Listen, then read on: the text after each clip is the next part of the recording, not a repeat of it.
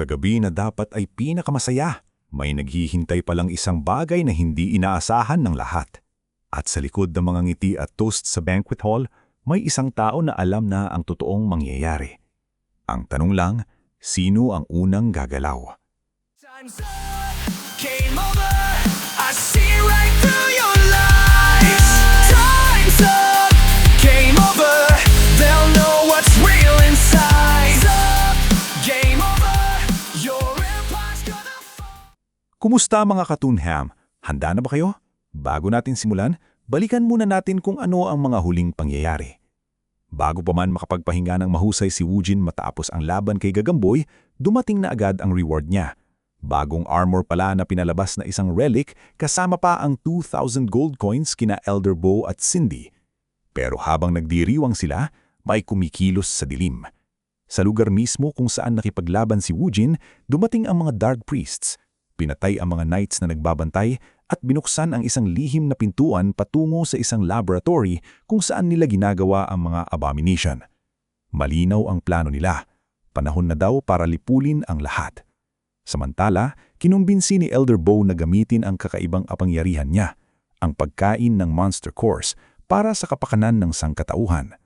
Kinain nga niya ang core ni Gagamboy at sa mga memoryang napanggap niya, doon niya nalaman ang susunod na hakbang ng mga Dark Priests. Ngayon, alam na ni Woojin ang kanilang balak. Ang tanong, sapat pa ba ang oras para pigilan ito?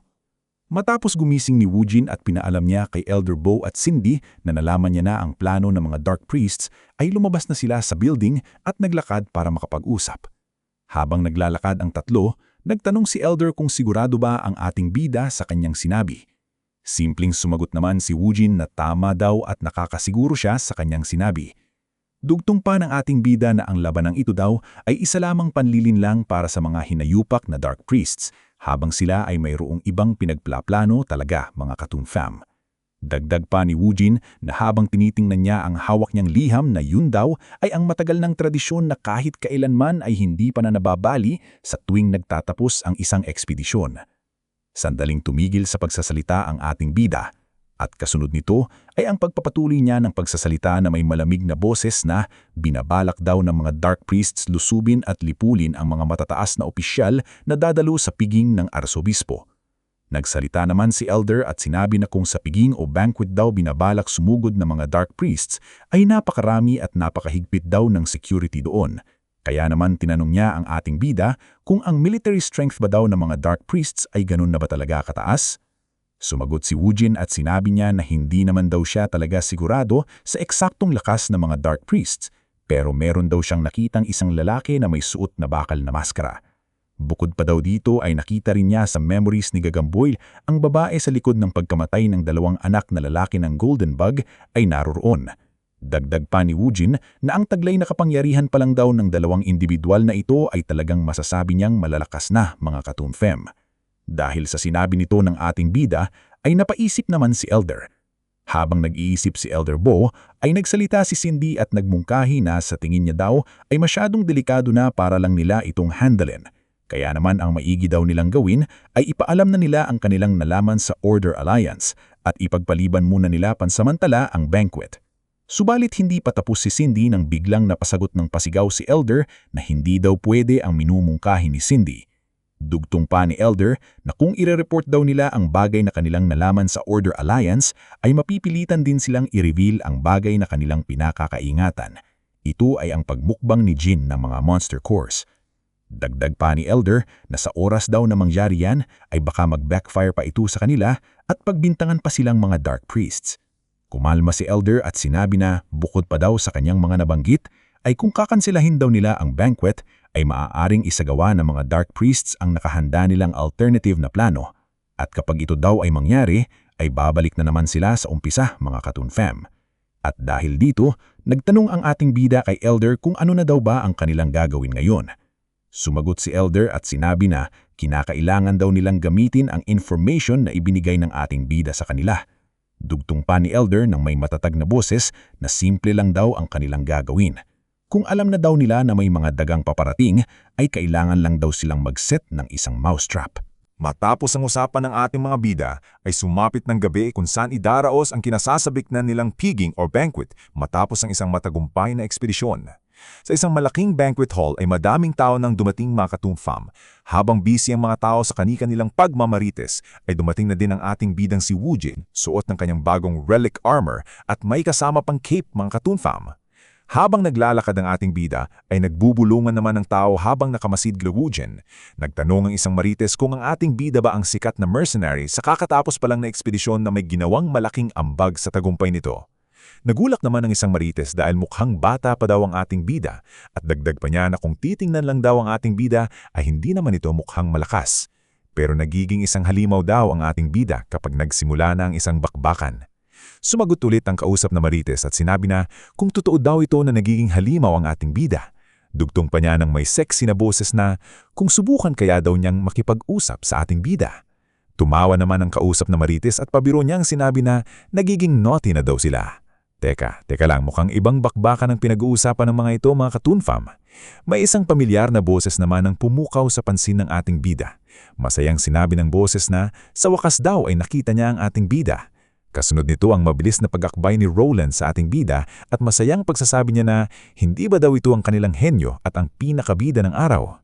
Dagdag pa ni Roland na ngayon lang daw nagpakita sa kanya ang ating bida matapos ang laban nito mga Katoon. Na-realize naman ni Woojin na sobrang nag-aalala pala daw sa kanya si Roland. Kasunod nito ang masayang pagtugon niya kay Roland at sinabi na pasensya na daw dahil naging napakagulo ng mga nangyari kaya daw siya ay nahuling nakarating. Sumagot naman si Roland habang tumatawa at sinabi na inaamin niya daw talaga ang labanan na iyon ay hindi talaga isang biro. Kasunod nito ang mas paglapit pa ni Roland sa ating bida upang bumulong at seryosong sinabi na ang mas importanteng bagay daw na gusto niyang malaman ngayon ay kung ano ba talaga daw ang nangyayari. Salamat sa pagbisita sa Tambayan Toontime, munting tahanan ng mga kwentong para sa inyo. Hindi naman na-gets ni Woojin ang tanong ni Roland, kaya naman pasimpleng tiningnan ni Roland ang kanyang tinutukoy at sinabi na sa tingin niya daw kasi na may bumubuntot na isang inquisitor ngayon sa kaibigan niyang henyo mga Katoon. Napaisip si Woojin at sinabi na ang lalaking iyon daw na si Boy Labo ay talagang seryoso sa kanyang trabaho. Tumugod na ang ating bida kay Roland at sinabi na pinaghihinayaan daw kasi siya ng inquisitor na yan dahil lang sa masyado siyang malakas. Nagsalita si Roland at sinabi na kung sino pa daw yung mga hindi naman nakasama nila sa ekspedisyon ay sila pa yung nadidismaya. Kaya naman bilang kapwa niya daw nakasapi ng Order Alliance ay humihingi siya ng paumanhin sa ating bida. Dagdag pa ni Roland na pero huwag daw masyadong madismaya ang ating bida dahil hindi pa rin magbabago ang katotohanan na nakipaglaban si Woojin para sa napakaraming tao. Dahil sa sinabi ni Roland ay masayang nagpasalamat si Woojin sa kanyang isipan at sinabi niya na pinapahalaga niya daw ng sobra ang mga katagang binitiwan ni Roland mga Katoon. Matapos nito ay biglang tumunog ang bell sa banquet hall. Kasunod nito ang pagsigaw ng isang lalaki upang ipaalam sa lahat na ang Archbishop daw ay dumating na. At ganun na nga, dumating na ang Archbishop sa banquet at naglalakad ito pababa sa hagdanan. Ang pangalan ng Archbishop na ito ay si Archbishop Conrad mga Katoon. Nagbigay galang ang mga tao sa banquet kay Archbishop sa kanyang pagdalo sa kasyahan na ito. Masayang tumugon naman si Archbishop sa mga tao at tinanong pa sila kung lahat ba ay nag-e-enjoy sa ginagawa nila ngayon na handaan. Dagdag pa ni Archbishop na ang pagtitipon daw na ito ay para sa kanilang lahat. Kaya naman daw ay ikakagalak niya kung masusulit nila ito at masisiyahan sila sa kanilang pagdiriwang. Habang busy ang mga tao sa pakikipag-usap nila kay Archbishop, ay dumating na din sa banquet si Elder Bo at nilapitan niya ang ating bida. Kasunod nito ang pasimpleng pagtanggo ni Elder upang bigyan ng sign ng ating bida, mga Katoon. Matapos nito ay napaisip si Woojin at sinabi niya sa kanyang sarili na umabot na sa pinakamataas na sigla ang atmosphere ng pagdiriwang na ito at yan daw ang sign na hinihintay nila, mga Katoon. Dagdag pa ni Woojin na dapat na siyang maghanda upang harapin niya ang paparating na kalaban. At ganun na nga mga Katoon, sa labas ng Third Pioneer City ay makikita ang pagdating ng mga figura na mga naka-hood. Ang grupong ito ay ang mga Dark Priests na pinangungunahan ng nakamaskara at sila ang grupo na hinihintay ng ating mga bida mga Katoon. Balikan natin ang ginagawang pagdiriwang. Dito ay may dumating na isang knight at nag-report siya kay Archbishop na meron daw silang problema. Nagtanong naman si Archbishop kung ano ba daw ang tinutukoy ng knight na problema. Nauutal pang sumagot ang knight at pasigaw nitong sinabi na habang nag-uusap daw sila ngayon ay merong isang napakalaking pulutong ng mga abominations ang lumitaw sa hilagang tarangkaan ng kanilang lungsod. Dahil dito ay laking gulat ng Archbishop sa anyang nalaman at pasigaw nitong tinanong sa knight kung tama ba ang kanyang narinig na sinasalakay sila ngayon ng mga abominations at ano ba talaga ang nangyayari ngayon. Kasunod nito ang mabilis na pag-uutos ng Archbishop at pasigaw niyang sinabi na gawin daw nila sa abot ng kanilang kakayahan upang pigilan ang mga halimaw. Dugtong pa ni Archbishop na kung kinakailangan ay ipadala din daw nila ang kanilang hukbo na nakadestino dito as long as mapigilan nila ang mga abominations. Habang pinagmamasdan ni Woojin ng Archbishop ay naalala niya ang ginawa nilang 3 meeting laban sa mga Dark Priests. Nagsalita si Elder at sinabi na gaano man daw kabiglaan ang pag-atake ng mga Dark Priests ay imposibleng malampasan nila ang lahat ng mga knights na nakadestino sa banquet. Dagdag pa ni Elder na kung ganun daw ay isa lang ang pwedeng gawin ng mga Dark Priests. Ito daw ay guguluhin nila ang isang distrito ng lungsod para makalikha ng kaguluhan. At dahil sa kaguluhan daw na ito ay mapipilitan ng kanilang hukbo na maghiwa-hiwalay. At doon ang mga Dark Priest makakahanap ng pagkakataong salakayin ang banquet hall, mga Katoon Fam. Nagsalita naman si Woojin na ang pagpigil daw diyan ay ang pinakamahalagang bahagi ng plano. Tumugon si Elder na tama daw ang ating bida. Pero dahil ito daw ay isang banquet ng Archbishop ay wala daw authority si Elder Bo para pamunuan o mag-utos sa kanilang mga hukbo.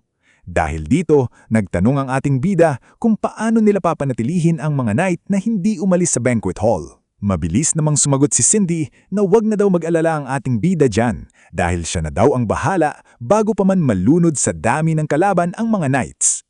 Dugtong pa ni Cindy nung may matatag na boses na ang una lang daw nilang kailangang gawin ay ang pasabugin ang banquet hall, mga Katoon Fam. At gaya nga ng sinabi ni Cindy, may mga nakaset na siyang pasabog sa labas lang ng banquet hall. Kasunod nito, ang kaboom! Isang malakas na pagsabog ang umalingaw-ngaw sa 3rd Pioneer City. Dahil dito ay nagsihulugan ng mga tipak ng bato at nabutas ang kisame ng banquet hall. Kaya naman nagsigawan ng mga tao sa takot dahil hindi nila alam kung ano ang dahilan ng biglang pagsabog at pagkawasak ng kanilang kisame. Napasigaw naman si Archbishop kung nakapasok na ba agad ang mga halimaw. Kaya naman mabilis niyang ininutos ang mga knight na nakadestino dito na proteksyonan daw nila ang mga officials. Habang nagkakagulo ang lahat, palihim naman lumapit si Cindy sa nabutas na kisame at nagbigay siya ng senyales sa ating bida, mga Katoon Fam. Nakita naman ito ni Woojin at sinabi niya sa kanyang isipan na nagtagumpay sila na pigilan sa pag-alis ang mga knights sa kanilang pwesto. Puntahan muna natin ang grupo ng Dark Priest na mabilis na patungo sa banquet hall.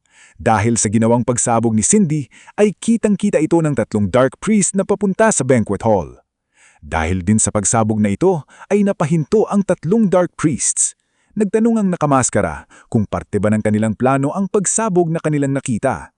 Na-realize naman agad ng babaeng Dark Priest na wala ito sa kanilang plano, kaya naman nang gagalaiti siyang sinabi na mukhang nabisto daw ang kanilang planong pagsalakay ngayon.